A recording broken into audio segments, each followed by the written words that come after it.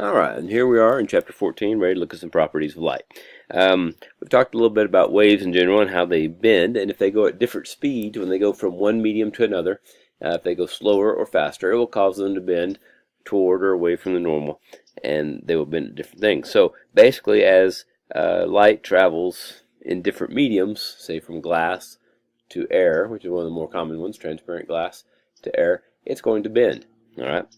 However, also, different frequencies of light will travel at different speeds, and so they will bend differently.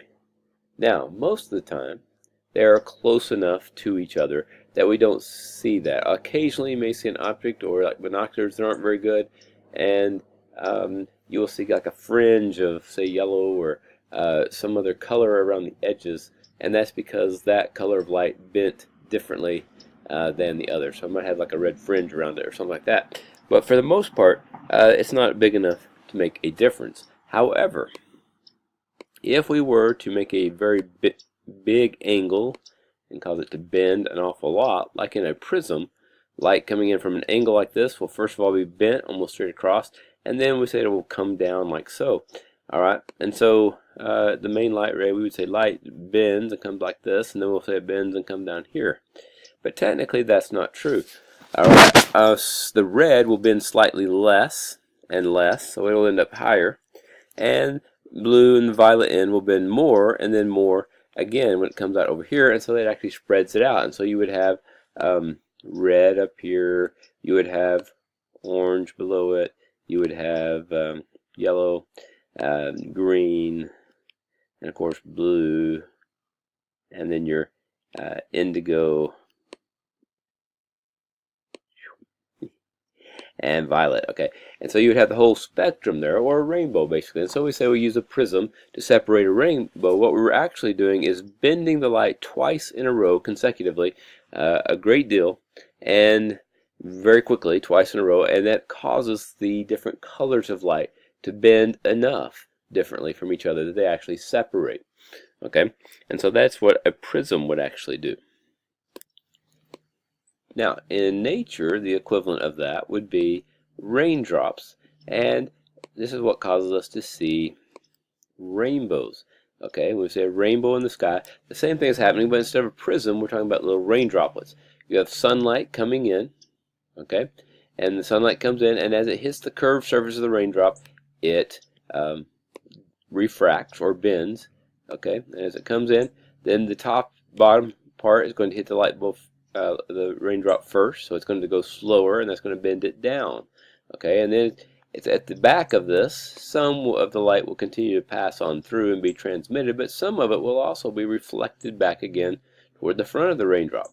Okay, and then as it comes out of the raindrop, it will be refracted, and this bottom part will speed up again, and so it'll turn one more time. And so basically it gets bent when it comes in, it reflects off the back, and then it bends again when it comes back out. So you're kind of getting a double refraction. And because of that double refraction, alright, this back here is just a reflection, so angle of incidence equals angle of reflection, so that it doesn't change much there, but between this bend and the bend down at the bottom, you have double bends, okay? And it turns out that compared to where it came in, the red light is at about a 42-degree angle, and the violet light is at about a 40-degree angle, okay? And of course the other colors would be in between there.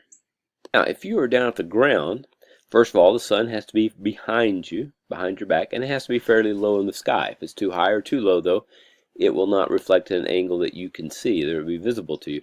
And so if those conditions are correct, you look up in the sky at the water droplets that are at a 42-degree angle, you will see red, and at a 40-degree angle, you will see violet. And so you will see those colors, and then the colors in between those angles would give you the other different colors, and you would see the spectrum, and so you would see the colors of a rainbow. Alright, and it doesn't matter if you move forward, as long as there's water droplets out here to where you're looking at that angle, then they would continue to reflect back. If you were to move too close up, say up here, and now there is no raindrops at that 45-degree angle, if there's not any at that angle to reflect light back to you, then you would no longer see the rainbow. We say the rainbow would disappear, and that's because you have basically kind of outran it. Now, if you were to stick your hand out in front of you at a 40-degree angle and describe a half circle, anywhere along that half circle, there you go, you will see the rainbow, and that's why rainbows are always that shape, the half bow. The other half of the bow, of course, would be below surface, and there's no way that you can get down there to see that, and the light wouldn't travel down there. So you actually see this little half circle that is above ground, and it's kind of like this cone, though. And as long as you're walking through the cone, and there's always raindrops at the end of the cone, then you would continue to see that rainbow. All right. Now, if someone were sitting right behind you, let's just say right here, this person would be seeing these angles also, but they would be at a, oops, sorry about that, couldn't draw my over again, at a different angle. And so technically they would not be seeing the same rainbow that you are. They're seeing different droplets above or below the ones that you're seeing that are sending it. Same way if someone's on this side of you. So when everybody's looking at a rainbow, everybody's looking at a little different rainbow. It's at a 42, between a 40-degree and a 42 angle from where they're sitting. All right. And you would not be seeing the red and violet and orange and all the different colors from the same water droplets. You would be seeing different water droplets. The lower ones would be reflecting violet, whereas ones higher above it would reflect the different colors, eventually with red at the top. And so you would see all the colors in between there based on all these water droplets that are in between there. Okay? And so that's why you talk about finding the goal at the end of the rainbow, and that's impossible because you can't ever get to the end of the rainbow. It always has to be projected ahead of you at this 40 to 42-degree angle out in front of you. All right, and so there's no such thing as getting to the end of it. Now, it also is possible for you to have a double rainbow. It's not as common, okay, as just a single rainbow. But in order for this to happen, light bounces, refracts, bends, and separates here. You can see the colors. They reflect. Of course, a lot of the light would keep on going and come out the back end and refract as it goes out there, but some of it reflects inside here and then reflects again, and then refracts or bend the second time here and comes down. Now, since every time it reflects, some of the light would continue to go on through, there's usually less light reflected, and therefore double rainbows, the second rainbow tends to be fairly faint and rare, and very often maybe incomplete as well. Also, you would need a bigger range of painting canvas, if you will, of raindrops to paint that on, so that they would reach you at that angle. But it does occur sometimes, and it's fairly rare. But you will see that because of the refraction of the different frequencies of light. And notice that the violet light, the higher frequency, diffract more, and the red color refracts or bends less. All right, and so because of that, they separate, and you see the different colors in the rainbow. This characteristic of light, when it spreads apart and separates the different frequencies of light, is called dispersion. So we say they've been dispersed into their different colors, and basically we're just saying they have been diffracted or refracted differently based on the frequencies of the light. All right, another characteristic of light besides dispersion, one that we use a little more commonly, is just basic refraction as it goes through glass or a lens of some sort. Now, lenses are usually, we think of glass, man-made lenses, all right, but there are also our eye, the human eye. Talk about another characteristic. We talked about dispersion of light or dispersal of light, and that's by raindrops to make a rainbow and separate the different colors out. But now let's look at refraction of lenses, glass lenses in particular, although human eyeball would also be an example of a lens. We have two main types of lenses. We have what we call convex lenses, such as the one here, and these are lenses that get thicker in the middle and taper at both ends. And we also have concave lenses. A lot of you will remember that because it goes in on each side like a cave. Okay, and so it caves in or goes in. All right. Now, convex lens. Let's look at that first. If you come through here, first of all, the very center of the lens is called the center of curvature. Okay, and while it's on that one, you could also say that the center of curvature is also present on a concave lens. Both of them have center of curvature, and that's at the middle or exact center there. The light rays going right through the center will continue to go straight on through and will not be refracted or bent at all. So if one's here, it will continue to move straight on through to the other side. Okay, the same thing over here, middle, not very straight line there, but anyhow, it will come straight through to the other side. Now, the other lens, as you go toward the ends though of each lens, they become diffracted or bent more and more and more, and the farther basically they are away from the center of curvature, the more that they will curve. All right, now if we look at this one, let's look at the convex lens as it's coming in here. All right, a wave right here is going to hit on the bottom first there, and when it hits the glass, it will begin to go slower. Since it slows down, that will cause it to bend slightly down.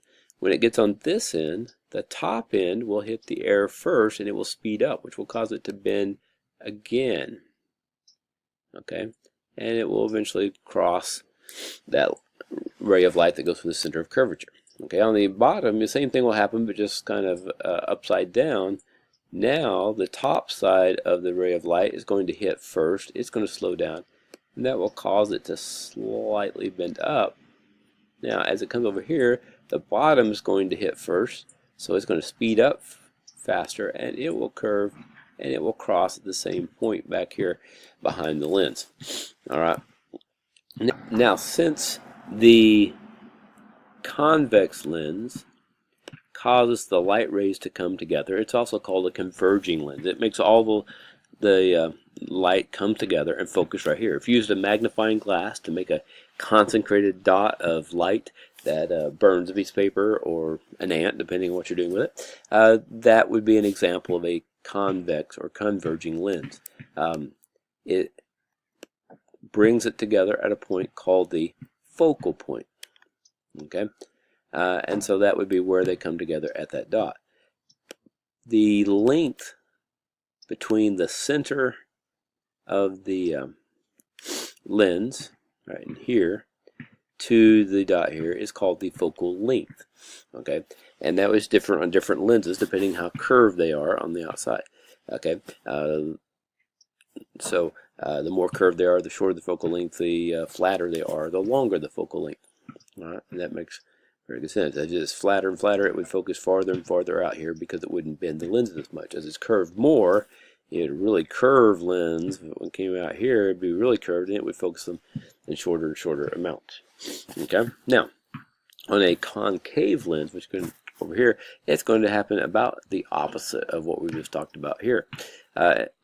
In this case, when this top ray comes in, the top of it is going to hit glass first, so it slows down. So it begins to tilt the ray up a little bit. Okay, when it gets over here, the ray is going to hit the bottom, going to hit the air first and go faster, so it's going to speed it up even more, and it will go off at an angle up here in a little straighter line than that, but you get the idea. All right, going across here, this one's going to do the same thing, except for just once again, just the opposite. The bottom part's going to hit the glass first, so it's going to slow down, and that will cause it to turn toward the slower part. Brings it down here. When it comes down here, the top part's going to hit air first and speed up, so it's going to tilt it even more in that same kind of general direction, and it's going to go down here somewhere. All right, because of that, this is a concave is called a diverging lens. It spreads the rays out, and they get farther and farther from each other. Okay,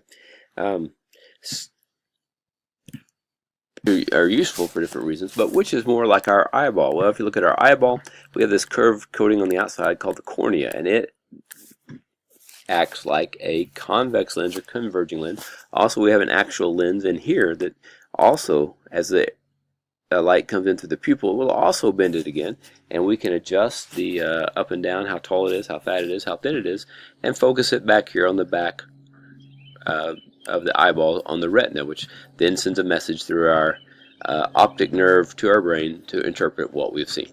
All right, more on the eye next time.